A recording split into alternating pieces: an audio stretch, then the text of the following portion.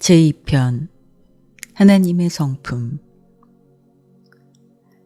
사람이 하나님에 대하여 가진 가능한 가장 높은 개념이 시원적이고 무한한 성격자에 대한 인간의 아이디어와 이상 안에 포함되어 있기 때문에 신의 품격을 구성하는 신다운 성품의 어떤 특징을 연구하는 것이 괜찮고 유익할지도 모른다.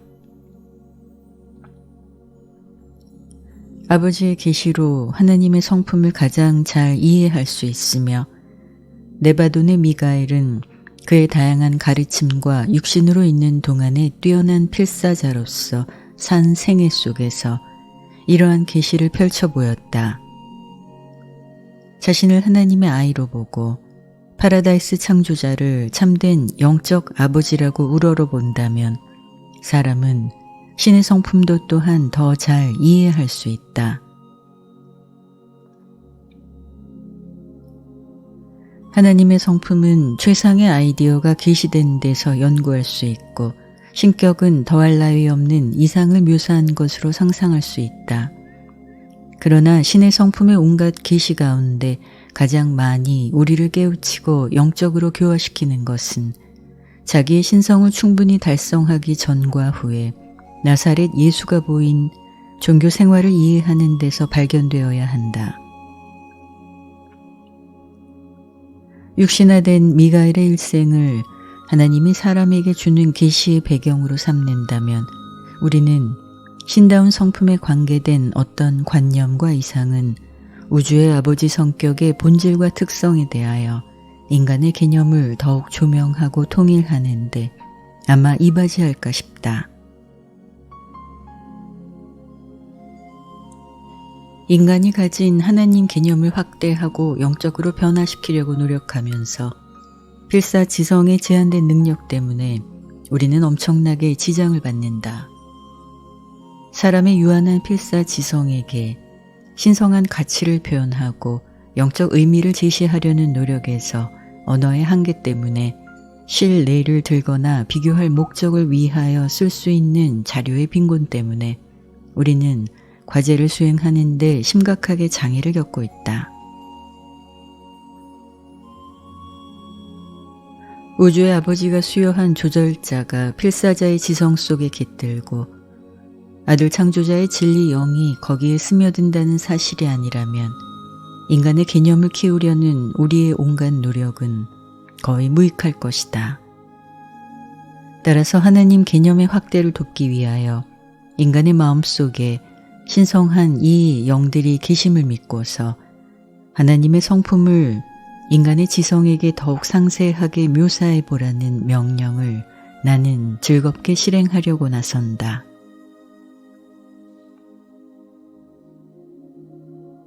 1.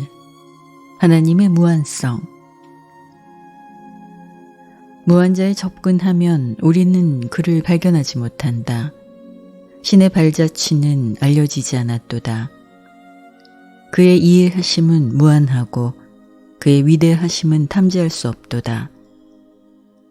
아버지의 계심 앞에서 나오는 빛이 눈부시게 밝아서 낮은 피조물에게는 아버지가 두터운 어둠 속에서 사시는 것과 같다. 그의 생각과 계획은 탐구할 수 없을 뿐 아니라 그는 수없이 크고 놀라운 일을 하시도다. 하나님은 크시며 우리는 그를 깨닫지 못하고 그의 연세도 알아낼 수 없도다. 하나님이 땅 위에 거하시겠느냐? 보라, 하늘과 온 하늘이 우주와 온 우주가 그를 담을 수 없도다. 그의 판단은 얼마나 탐지하기 어려운가. 그의 길은 찾을 수 없구나.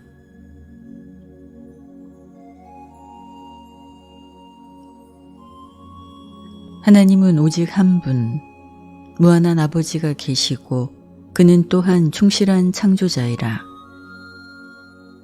신성한 창조자는 또한 우주 결정자, 혼들의 근원이요 운명이라. 그는 최상의 혼, 시원의 지성, 모든 창조의 무제한 영이라. 위대한 통제자는 실수하지 않으며 위엄과 영광 속에 찬란히 빛나도다. 창조자 하나님은 두려움과 저기가 도무지 없느니라.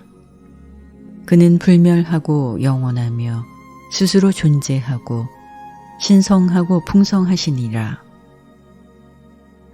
만물의 지고하신 조상은 얼마나 깨끗하고 아름다운가. 얼마나 깊고 측량할 수 없이 깊은가.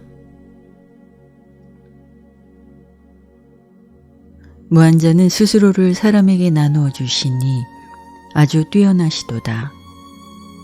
그는 처음이요 나중이며 선하고 완전한 모든 목적의 아버지라. 하나님에게는 모든 일이 가능하고 영원한 창조자는 가장 높은 원인이라.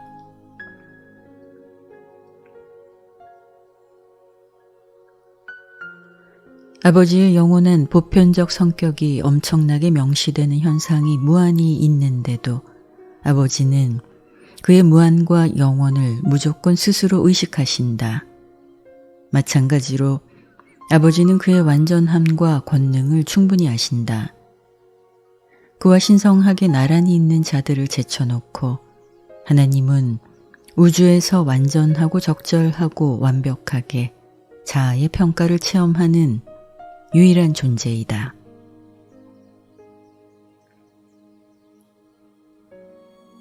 전 우주의 여러 구역에서 아버지 자신에 대한 차별적 요청의 필요가 때때로 변함에 따라서 아버지는 그러한 필요를 늘 어김없이 채운다. 위대한 하나님은 스스로를 알고 이해하며 그의 모든 근원적 완전 속성을 무한하게 스스로 의식하신다. 하나님은 우주에서 어쩌다가 생긴 이가 아니며 또한 우주를 실험하는 이도 아니다. 우주 주권자는 모험에 들어갈 수 있고 별자리 아버지는 실험할 수도 있고 체계의 우주머리는 연습할 수도 있다. 그러나 우주의 아버지는 처음부터 끝을 보시며 그의 신성한 계획과 영원한 목적은 광대한 영토의 모든 우주에 모든 세계, 체계, 별자리에서 모든 하위 존재가 거치는 온갖 실험과 모험을 실제로 알아차리고 이해하신다.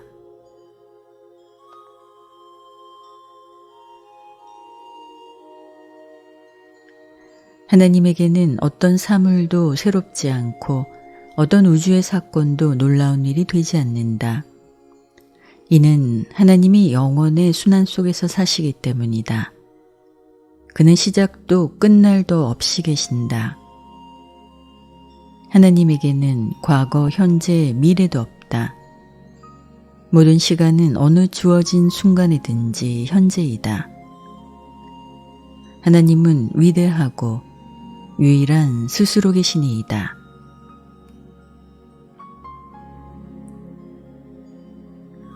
우주 아버지의 모든 속성은 절대로 아무 조건 없이 무한하다.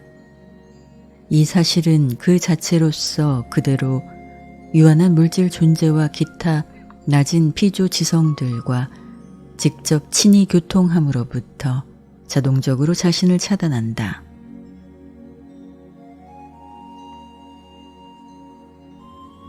그리고 이 모든 것이 아버지의 다양한 생물과 접촉하고 교통하기 위해서 하나님이 예비하신 것과 같은 결합이 필요하게 만든다. 첫째로 이 주선은 하나님의 파라다이스 아들들의 성격 안에 예정되었고 이들은 신성에서 완전하지만 혹성 민족들이 가진 그 피와 살의 본질을 때때로 취하고 너희 사이의 하나가 또한 너희와 하나가 된다. 그래서 말하자면 미가엘 수여에서 일어났던 것처럼 하나님이 사람이 되며 미가엘은 하나님의 아들과 사람의 아들이라는 이름으로 서로 바꾸어 부를 수 있다. 둘째로 무한한 영의 성격자들, 곧 여러 계급의 천사 무리와 기타 하늘의 지성 존재들이 있는데 이들은 낮은 기원을 가진 물질 존재들에게 가까이 가서 허다한 방법으로 그들에게 봉사하고 그들을 섬긴다. 그리고 셋째로 비성격인 신비의 감시자, 곧 생각 조절자들이 있는데 이들은 아무 예고나 설명도 없이 유란시아의 인간과 같은 부류에 깃들기 위하여 위대한 하나님 자신이 실제로 보내진 선물이다. 끝없이 풍부하게 그들은 영광이 높은 곳에서 내려와 하나님을 의식할 능력이 있거나 그러한 잠재성이 있는 미천한 필사자들의 지성에게 은혜를 베풀면서 깃든다.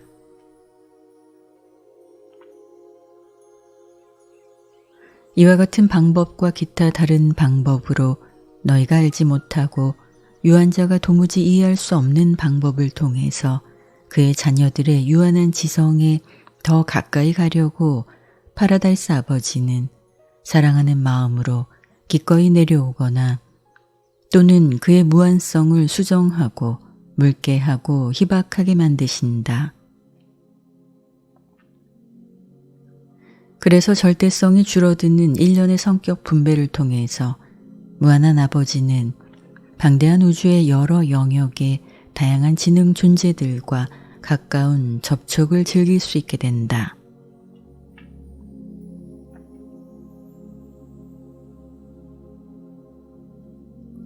그의 무한, 영원, 근원의 사실과 실체로부터 조금도 손상하지 않으면서 하나님은 이 모든 것을 이제까지 해오셨고 이제도 하시며 앞으로 더 언제까지나 계속하실 것이다.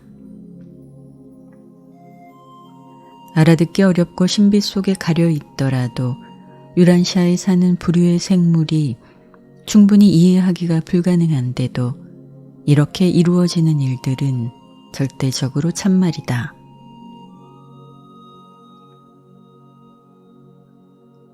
처음 아버지의 계획이 무한하고 그의 목적이 영원하기 때문에 어떤 유한한 존재도 이 신성한 계획과 목적을 언제라도 충분히 파악하거나 이해하기가 본래부터 불가능하다.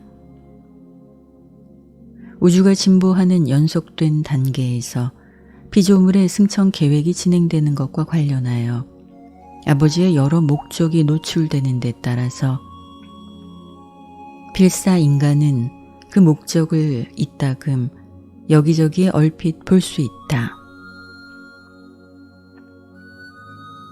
사람은 무한의 의미를 둘러쌀 수 없지만 무한한 아버지는 온 우주에 있는 모든 자녀 유한성을 아주 확실히 충분히 이해하고 사랑으로 둘러싼다.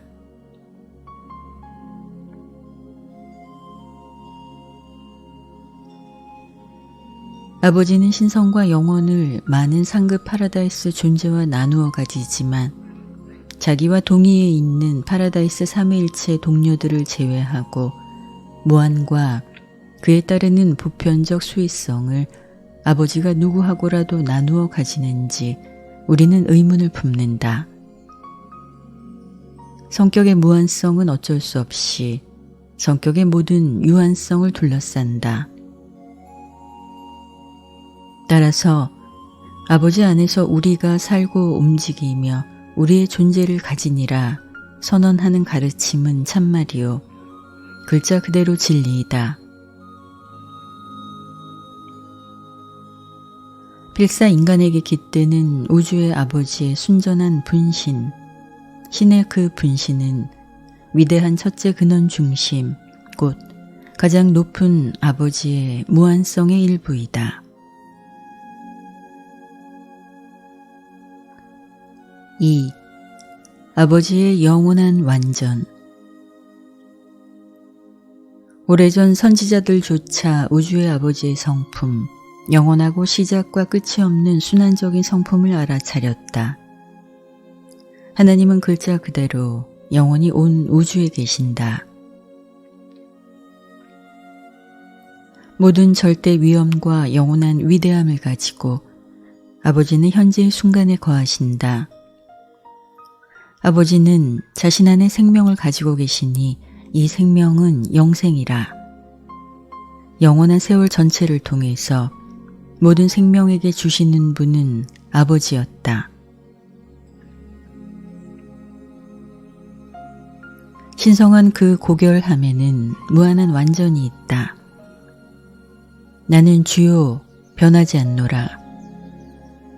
온 우주에 관한 우리의 지식은 그가 빛의 아버지일 뿐만 아니라 혹성 사이의 사물을 지팡하는 데서 변동이 없고 변화의 그림자도 없음을 드러낸다.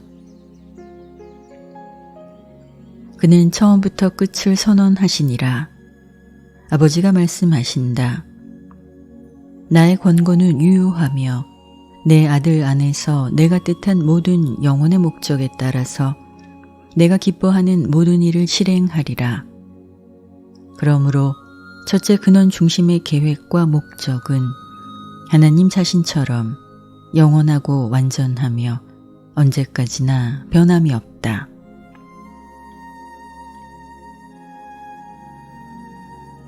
아버지의 명령에는 최종의 완벽함과 완전한 충만이 있다.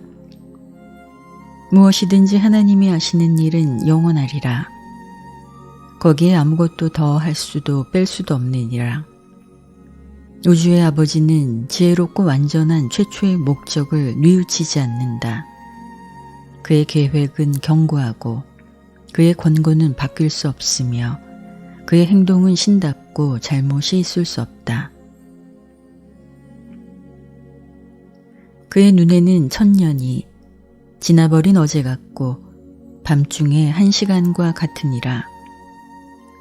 신성의 완전한 영혼의 막대함은 언제까지라도 필사 인간의 한정된 머리가 충분히 파악하는 지경 바깥에 있다.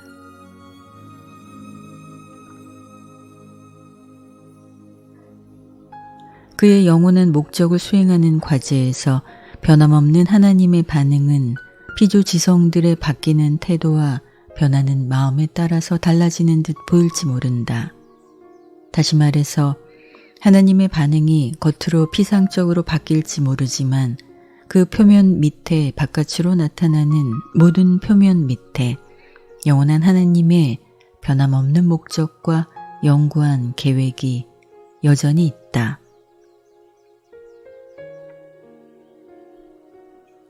바깥 우주들에서 완전이란 반드시 상대적 용어임이 틀림없다.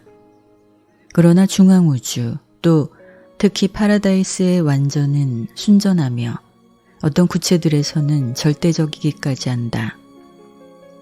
삼위일체의 현신은 신의 완전함을 다양하게 보여주지만 그것을 감소시키지 않는다.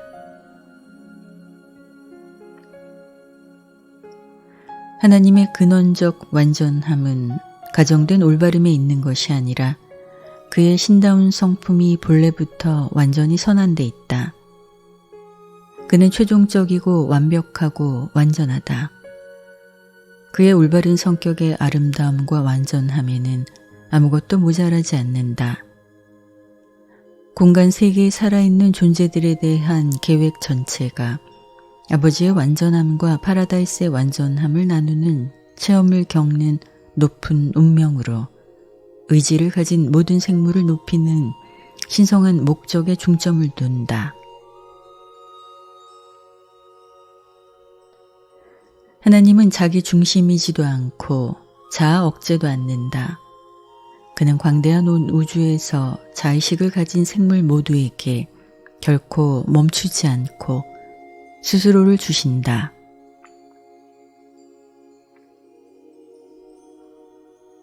하나님은 영원히 무한히 완전하며 자신의 체험으로는 불완전을 몸소 겪을 수 없지만 모든 파라다이스 창조주 아들들의 진화 우주에 속한 모든 투쟁하는 피조물이 겪는 온갖 불완전한 체험을 하나님은 함께 의식하신다. 완전한 하나님의 개인적이고 해방하는 손길은 도덕적으로 분별하는 우주 수준까지 올라간 모든 필사 인간의 마음을 능가하고 그들의 성품을 감싼다. 이러한 방법으로 또 신성한 계심의 접촉을 통해서 우주의 아버지는 우주 전체에서 모든 도덕적 존재가 겪는 진화 생애의 미숙하고 불완전한 특징을 가진 체험에 실제로 참여하신다.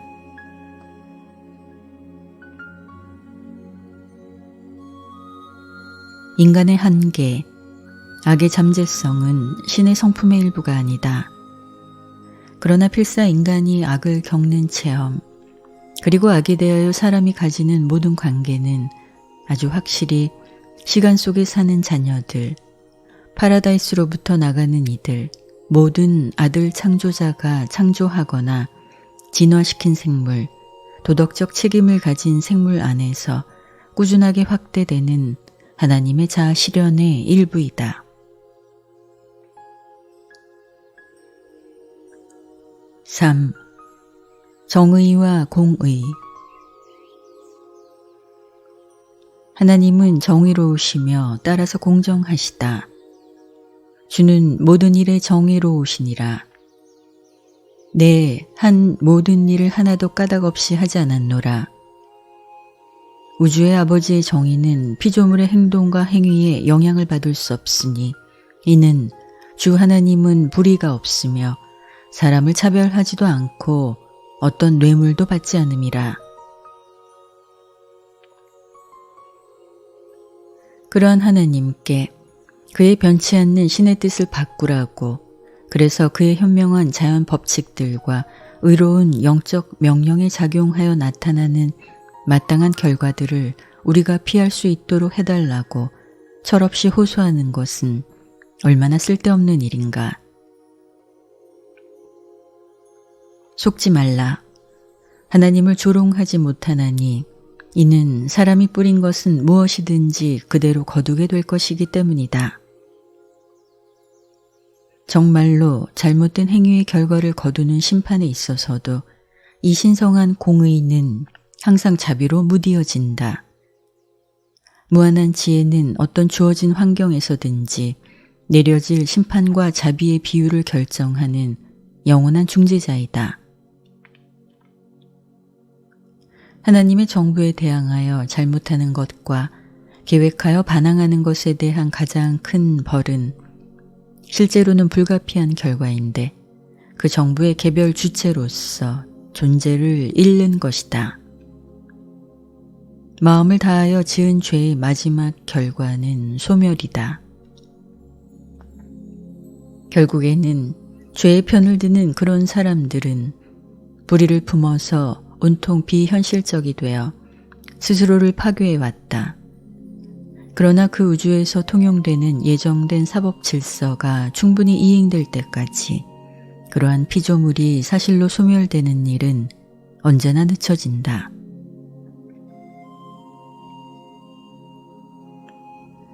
존재의 정지는 보통 그 영역 또는 여러 영역에 있는 섭리시대나 세시대의 판결이 있을 때 공포된다. 유란시아와 같은 세계에서 이 판결은 곡성의 섭리시대의 끝에 온다. 실제의 정지는 행성협의회로부터 창조주 아들의 법정을 거쳐 옛적으로 늘 계신 이들의 심판 법정에 이르는 모든 사법권을 가진 법정이 합동적 활동에 의하여 그러한 시기에 공포될 수 있다. 소멸하라는 명령은 죄인이 거주하는 구체에서 시작되는 고발을 잇따라 확인하고 나서 초우주 고등법원에서 비롯된다. 그리고 나서 상부에서 소멸 선고가 확인될 때 초우주 본부에서 거주하고 그곳으로부터 활동하는 판사들의 직접 결정에 따라서 그 집행이 일어난다.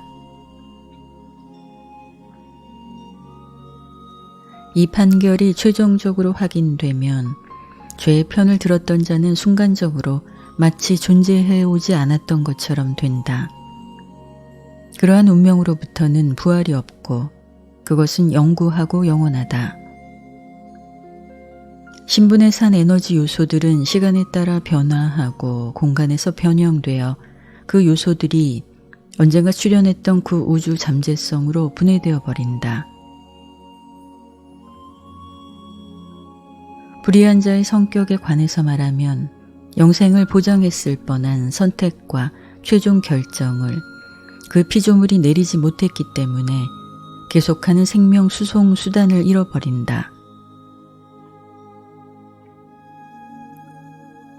관계된 지성이 줄곧 죄를 품는 것이 마침내 완전히 부정과 스스로 동일시함으로 끝날 때, 생명이 정지되고 나서, 우주에서 해체되고 나서 그러한 분리된 성격은 창조의 대혼 속으로 빨려 들어가고 최상 존재에 진화하는 체험의 일부가 된다. 그것은 결코 다시 성격자로서 나타나지 않는다. 그 신분은 마치 태어난 적이 없었던 것처럼 된다. 조절자가 깃들었던 성격자의 경우에 경험적인 그 영적 가치는 계속하는 조절자의 실체 속으로 살아남는다.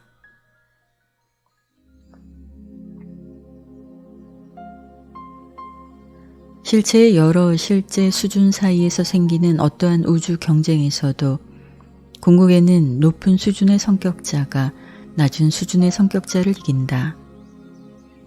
피할 수 없는 이 우주 논쟁의 결과는 본질에서 어떤 의지의 생물체의 실체성이나 실제성의 신성이 동등하다는 사실이다.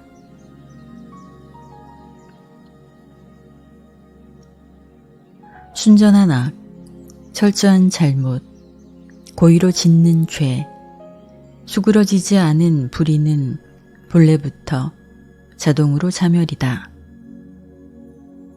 우주에서 비현실적인 그러한 태도가 남아있을 수 있는 것은 오로지 올바르게 판결하는 우주 법정의 장치, 심판을 결정하고 공평을 찾는 기능이 실현될 때까지 일시적인 자비와 관대 때문이다. 지역 우주에서 아들 창조자들의 통치는 창조하고 영성화시키는 것이다. 이 아들은 점진적으로 필사자가 올라가는 파라다이스 계획을 효과적으로 집행하고 반역자 및 그릇되게 생각하는 자들을 회복시키는 데 전념한다. 그러나 이러한 사랑의 노력이 모두 마침내 영원히 거부될 때 옛적부터 늘 계신 이들의 사법권 밑에서 행동하는 세력이 소멸하라는 최종 선포를 집행한다.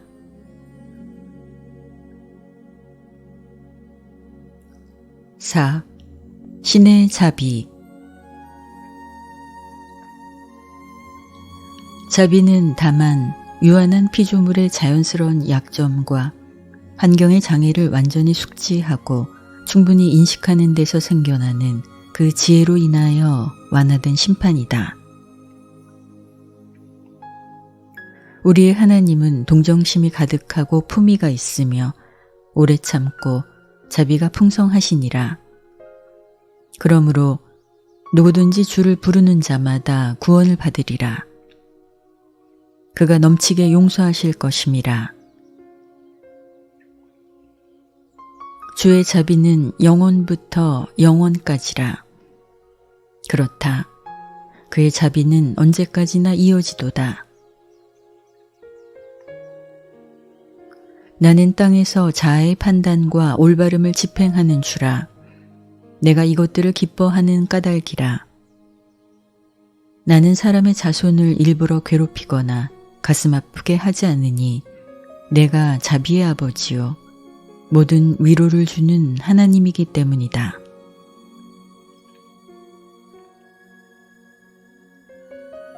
하나님은 본래 친절하고 본성적으로 연민이 가득하시며 언제까지나 자비로우시다. 결코 그의 자애심을 불러일으키려고 하나님한테 어떤 영향을 미칠 필요가 없다. 피조물의 필요는 아버지의 부드러운 자비와 그의 유익한 은혜가 가득 흘러내림을 보장하기에 온통 충분하다. 하나님은 그의 자녀들에 관하여 모든 것을 아시니까 하나님은 쉽게 용서하신다. 사람이 이웃을 잘 이해하면 할수록 이웃을 용서하는 것, 아니 사랑하는 것까지도 더욱 쉬워진다.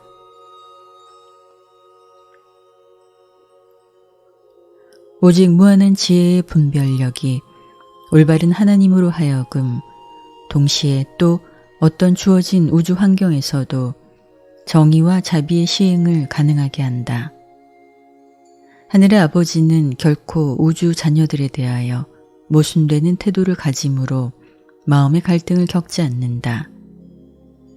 하나님은 결코 상반되는 태도에 희생되지 않는다.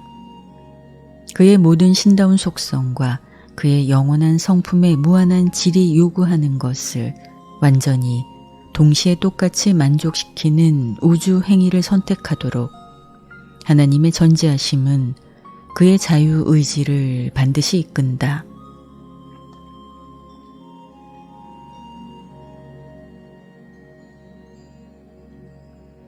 자비는 선과 사랑의 자연적이고 필연적인 산물이다.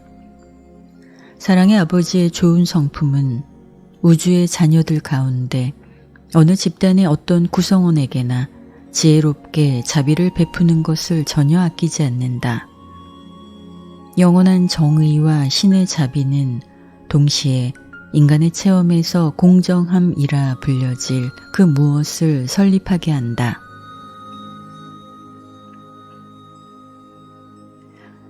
신의 자비는 완전과 불완전의 우주 수준들 사이에서 공정하게 조정하는 기법을 나타낸다.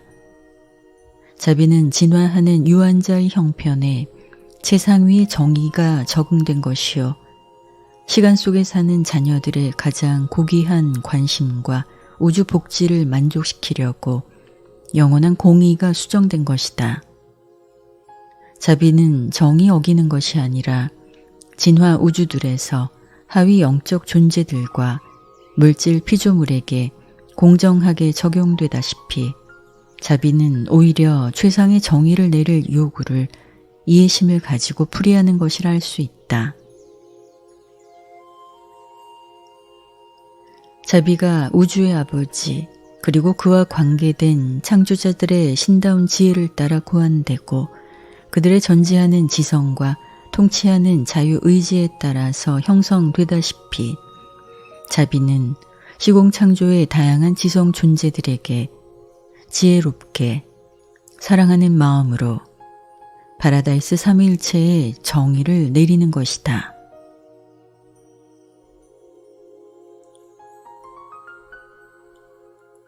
5. 하나님의 사랑. 하나님은 사랑이라.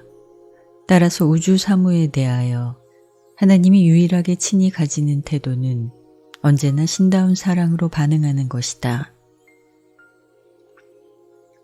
아버지는 그의 생명을 우리에게 주실 만큼 우리를 넉넉히 사랑한다.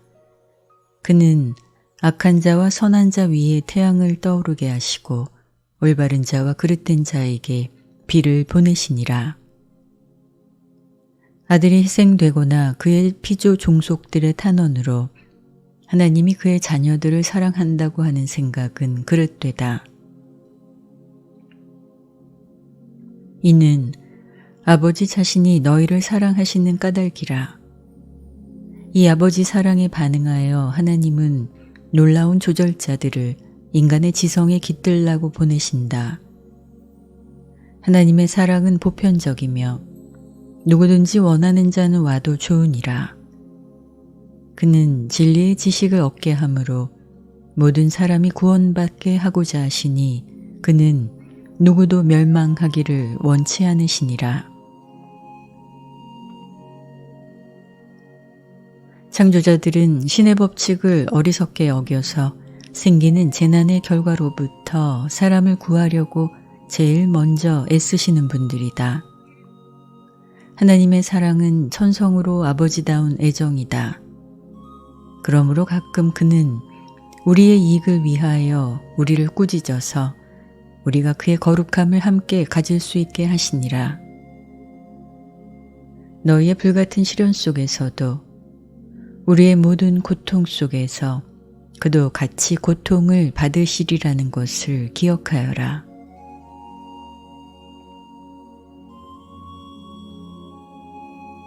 하나님은 죄인들에게 신답게 친절하다.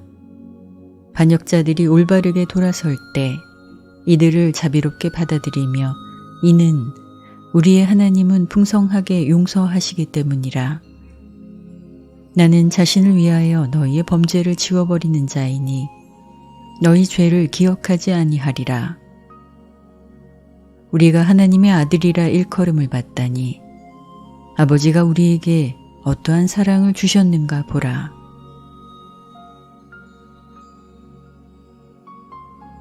결국은 하나님의 선하심을 나타내는 가장 큰 증거요. 하나님을 사랑할 최고의 이유는 우리에게 깃드는 아버지의 선물, 조절자이며 그는 둘이 영원히 하나가 되는 그 시각을 아주 참을성 있게 기다린다. 내가 찾으려 해도 하나님을 찾아낼 수 없지만 깃드는 영의 이끄심에 순종하면 파라다이스 우주의 아버지의 성격이 계신 앞에 마침내 서게 될 때까지 한 걸음 한 걸음, 한 생애 한 생애, 우주의 우주를 거쳐서 한 수준 한 수준 너는 어김없이 안내를 받는다.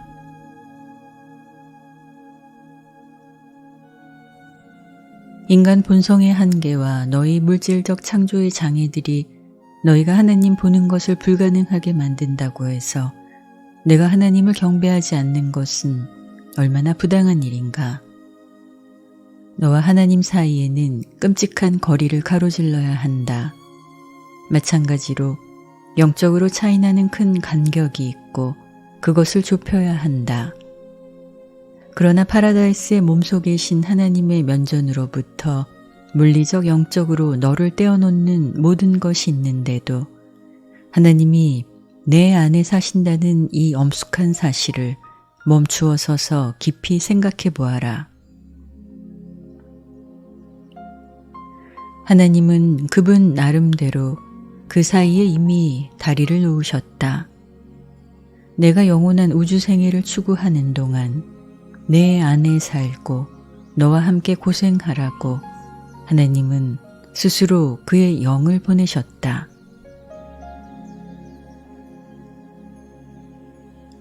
그토록 위대하고 동시에 그의 하급 피조물들을 향상시키는 봉사에 그렇게 사랑으로 헌신하는 분을 경배하는 것이 나는 쉽고도 즐겁다.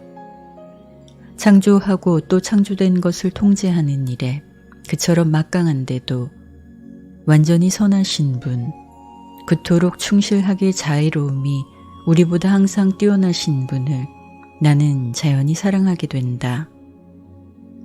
그렇게 위대하고 막강하지 않다 하더라도 하나님이 선하고 자비롭기만 한다면 나는 아마 똑같이 하나님을 사랑하리라 생각한다. 하나님의 놀라운 속성을 인식하기 때문이 아니라 그의 성품 때문에 우리 모두가 아버지를 더욱 사랑한다.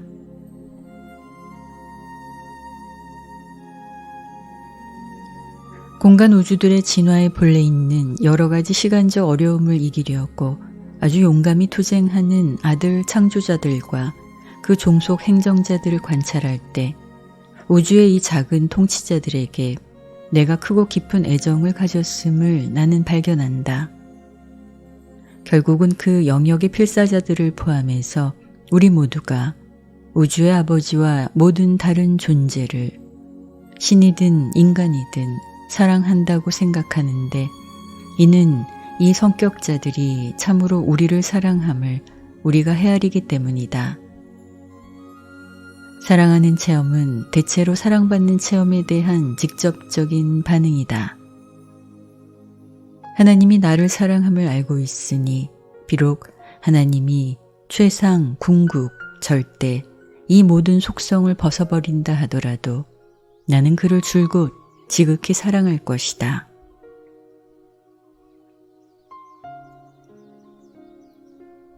현재 그리고 영원한 시대의 끝없는 테두리 전역에 걸쳐서 아버지의 사랑은 우리를 따라온다.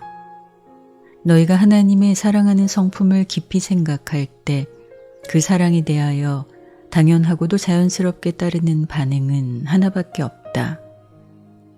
너희는 더욱 창조자를 사랑하게 되겠고 자녀가 땅에 있는 어버이에게 주는 비슷한 사랑을 하나님께 바치게 될 것이다.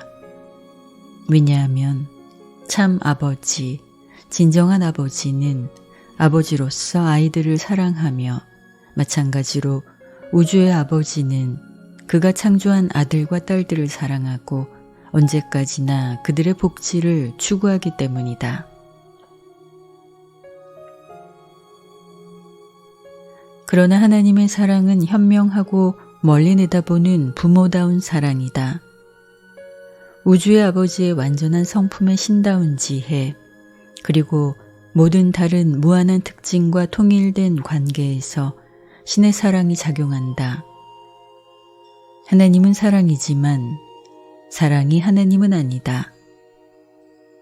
필사 존재들에게 주는 신의 사랑의 가장 큰 표현을 생각 조절자들의 수여에서 지켜볼 수 있지만 너희가 받는 아버지 사랑을 가장 크게 계시한 것은 미가엘 아들이 땅에서 이상적인 영적 일생을 살았던 수여 생명에서 나타난다.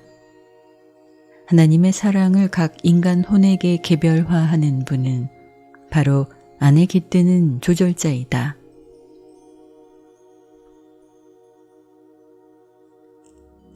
사랑이라는 인간의 언어 표현을 이용하여 하늘 아버지가 우주 자녀들에게 주는 신다운 애정을 묘사하라고 강요받는 것이 나는 이따금 거의 비명이 나올 지경이다.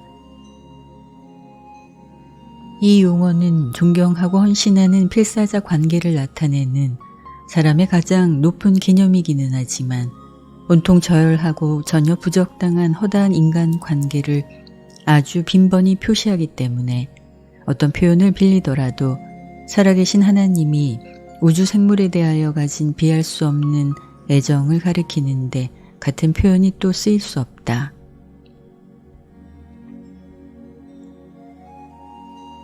파라다이스 아버지의 신다운 애정에 참된 그 성질과 지극히 아름다운 의미를 인간의 머리에 전할 낱말, 더할 나위 없고 꼭 맞는 낱말을 내가 쓸 수 없으니 얼마나 딱한 일인가.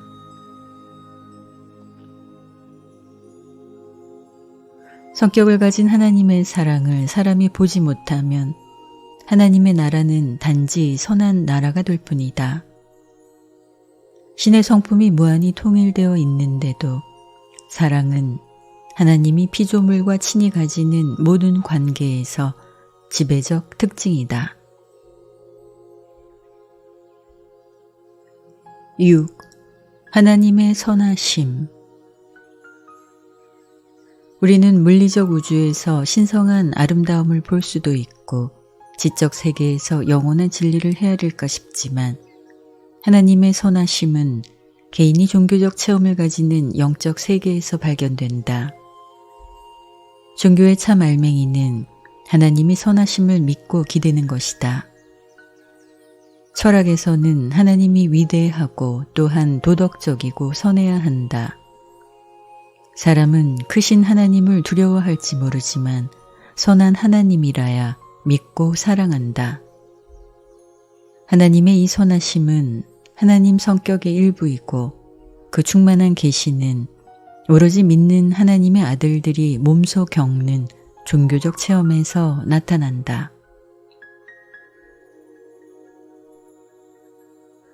종교는 영적 성질을 가진 초월 세계가 인간 세계의 근본 필요를 인식하고 그에 민감하다는 것을 암시한다. 진화된 종교에는 윤리가 있을지 모르지만 오직 계시된 종교가 참으로 영적으로 도덕성이 있게 된다. 하나님이 임금다운 도덕의 지배를 받는 신이라는 오래된 개념을 예수는 부모 자식 관계에서 생기는 친밀한 가족 도덕의 수준, 깊이 감동적인 수준까지 올려놓았으며 필사자의 체험에서 이 부모 자식 관계보다 더 온화하고 아름다운 관계는 없다.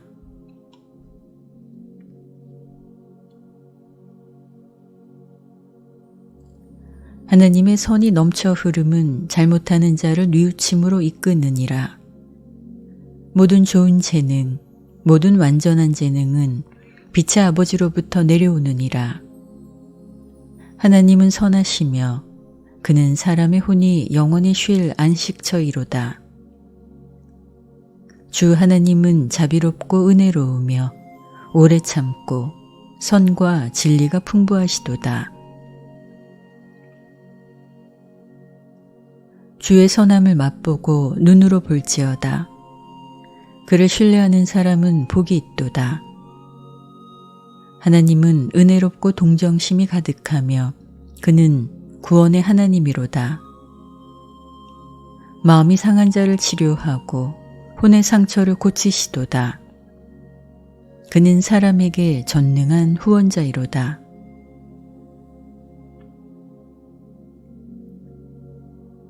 하나님을 왕이나 재판관으로 보는 개념은 높은 도덕 기준을 육성하고 한 집단으로서 법을 존중하는 한 민족을 만들었지만 이 개념은 시간과 영혼 속에서 갖는 지위에 관하여 개별 신자를 딱한 불안한 처지에 동댕이 쳐버렸다. 후기의 히브리 선지자들은 하나님이 이스라엘의 아버지라고 선포했고 예수는 하나님이 각 사람의 아버지임을 드러냈다. 예수의 일생은 하나님에 대한 필사자의 개념 전체를 초월하여 비추었다. 자신을 생각지 않는 것은 부모의 사랑에 본래 붙어 있다. 하나님은 아버지처럼 사랑하는 것이 아니라 아버지로서 사랑한다. 모든 우주 성격자에게 파라다이스 아버지이다.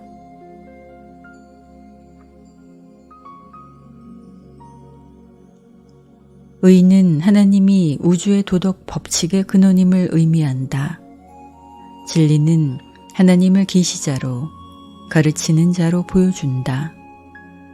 그러나 사랑은 애정을 주고 갈망하며 부모와 자녀 사이에 있는 것과 같이 납득하는 동료 관계를 추구한다. 의는 신다운 생각일지 모르지만 사랑은 아버지의 태도이다. 하나님의 의가 하늘 아버지의 사심 없는 사랑과 대립된다는 추측은 신의 성품에 통일성이 없다는 전제를 낳았고 직접 속죄 교리를 공들여 다듬게 만들었는데 이 교리는 하나님이 통일성과 자유의지를 가졌다는 것, 이 두 가지에 대한 철학적 공격이다.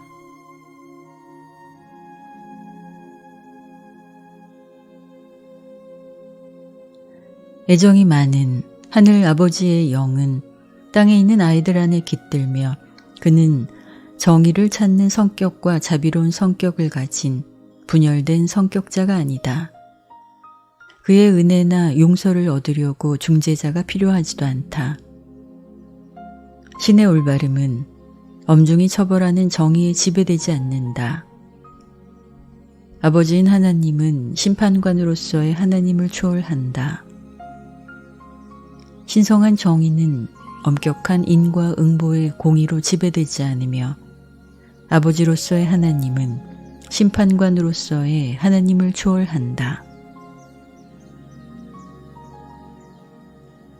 하나님은 결코 분노하거나 복수하시거나 성을 내지 않는다. 하나님의 자비가 거부되었을 때 정의가 그 자비를 조절하고 지혜가 흔히 그의 사랑을 절제하는 것이 참말이다. 그가 올바름을 사랑하는 것은 그만큼 죄를 미워하는 것으로 나타날 수밖에 없다. 아버지는 모순된 성격이 아니며 신의 통일성은 완전하다. 하나님과 동의해 있는 자들은 영원한 신분이 있는데도 파라다이스 삼위일체 안에는 절대 통일이 있다.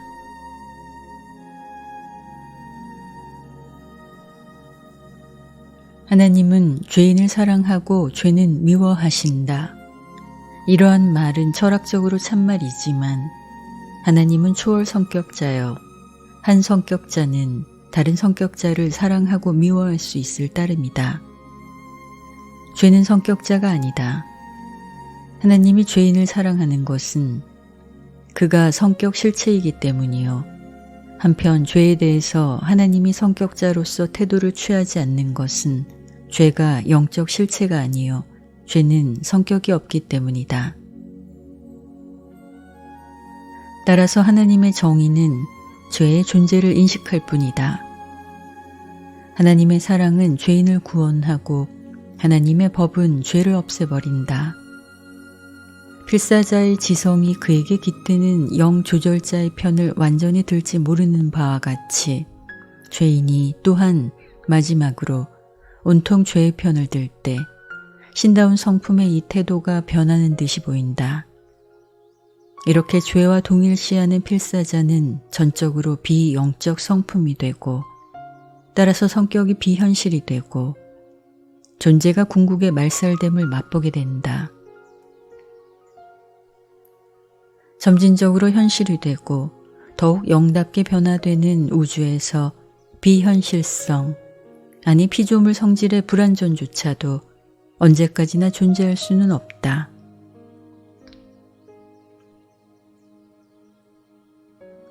성격자의 세계와 대면할 때 하나님은 사랑하는 성격임이 밝혀진다. 영적 세계를 마주보면 하나님은 친히 대하시는 사랑이요. 종교적 체험에서 하나님은 이 두 가지이다. 사랑은 하나님이 뜻하시는 의지를 확인한다. 하나님의 선하심은 신의 자유의지성, 곧 사랑하고 자비를 베풀고 참을성을 나타내고 용서를 베푸는 보편적 성향의 밑바닥에 기초를 둔다.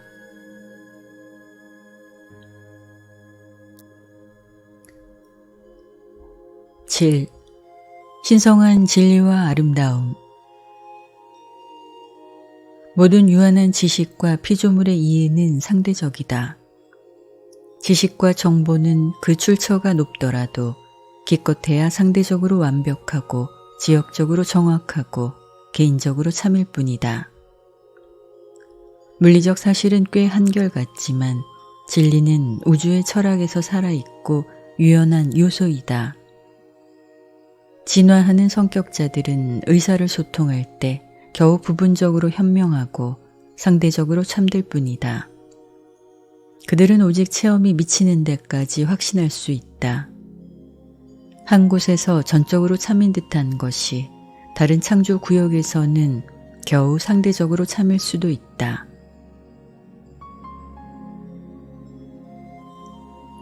신성한 진리, 최종 진리는 한결같고 보편성이 있지만 여러 구체에서 온 수많은 성격자가 말하다시피 영적 일에 관한 이야기는 지식의 완벽함에서 그 개인 체험의 길이와 범위뿐 아니라 그 체험의 충만에서 나타나는 이 상대성에 따라서 때때로 그 세부가 다를 수 있다. 위대한 첫째 근원 중심의 법칙과 변명, 그 생각과 태도는 영원히, 무한히, 보편적으로 참이다. 동시에 각 우주, 체계, 세계, 피조 지성에 대하여 이것들을 적용하고 또 이를 위한 조정은 아들 창조자들이 각자의 우주에서 활동하는 대로 그들의 계획과 기법에 따르며 무한한 영과 기타 관련된 모든 하늘 성격자가 마련한 지역의 계획 및 절차와 조화된다.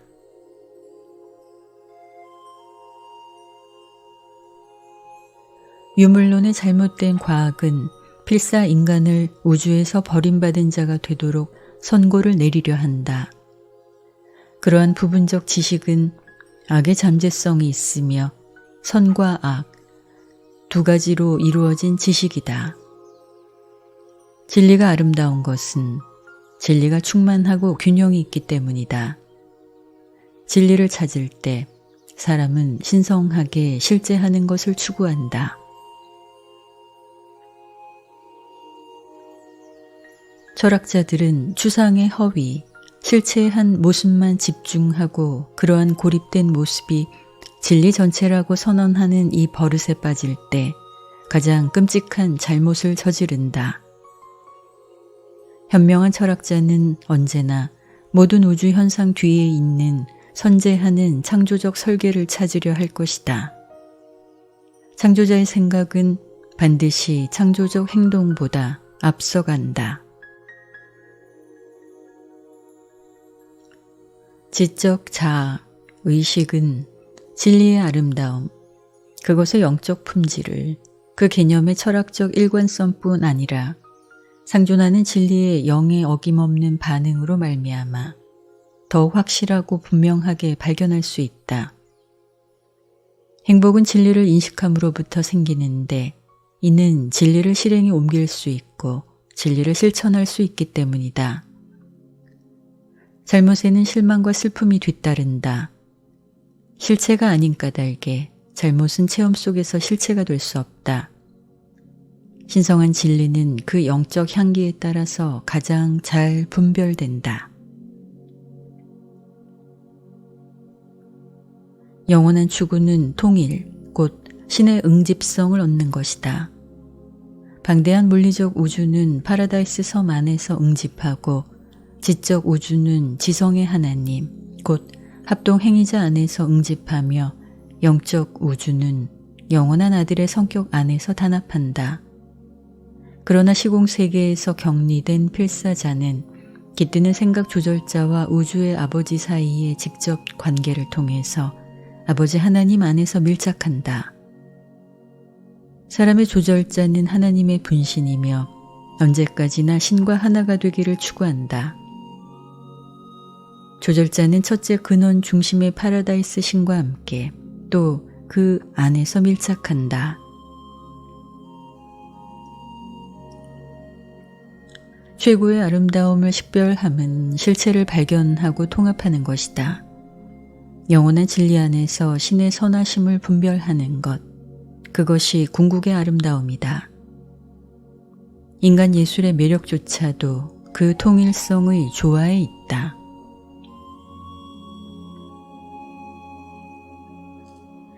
히브리 종교의 큰 잘못은 하나님의 선하심을 과학의 사실적 진리, 예술의 매력 있는 아름다움과 연결짓지 못한 것이다. 문명이 진보함에 따라서 그리고 종교가 하나님의 선하심을 지나치게 강조함으로부터 진리를 상대적으로 제외하고 아름다움을 소홀히 여기는 데까지 지혜롭지 않은 똑같은 길을 줄곧 추구해 왔기 때문에 어떤 부류의 사람들에게는 고립된 선의 추상적이고 단절된 개념을 멀리하는 경향이 갈수록 더 생기게 되었다. 현대 종교에서 지나치게 강조되고 고립된 도덕은 많은 20세기 인간의 헌신과 충성을 붙잡지 못하고 있는데 그 도덕적 명령이 덧붙여 과학, 철학, 영적 체험의 진리, 물리적 창조의 아름다움, 지적 예술의 매력, 진정한 인격 성취의 고결함을 똑같이 중요하게 여긴다면 그 도덕은 스스로 회복할 것이다.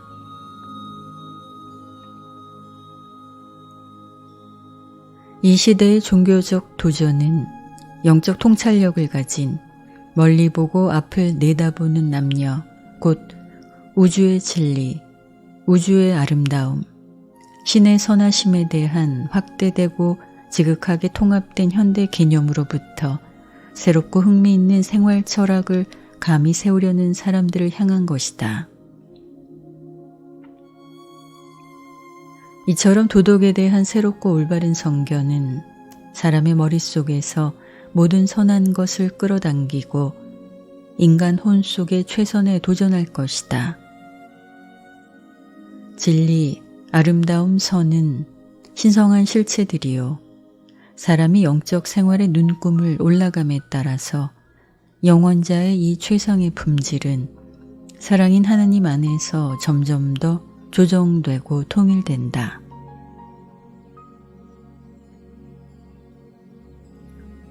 모든 물질적, 철학적 또는 영적 진리는 아름답고도 선하다.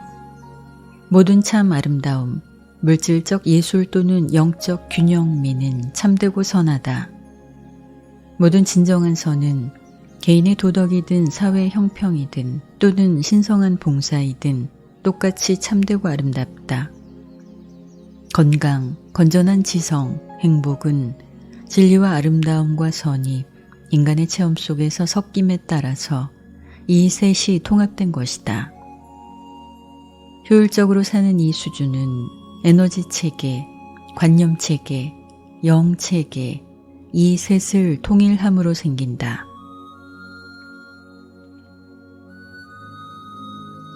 진리는 일관성이 있고 아름다움은 사람을 끌어당기며 선은 안정을 가져온다. 실체인 것의 이러한 가치가 성격자의 체험 속에 조정될 때 그 결과는 지혜로서 조절되고 충성으로 자격을 갖춘 높은 등급의 사랑이 된다.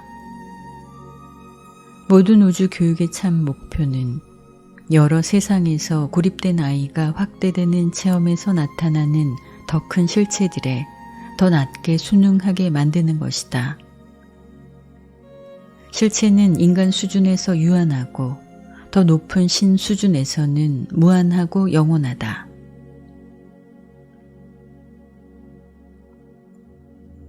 유버르사에서 옛적부터 늘 계신 이들의 권한을 받아 활동하는 신성한 조언자가 발표했다.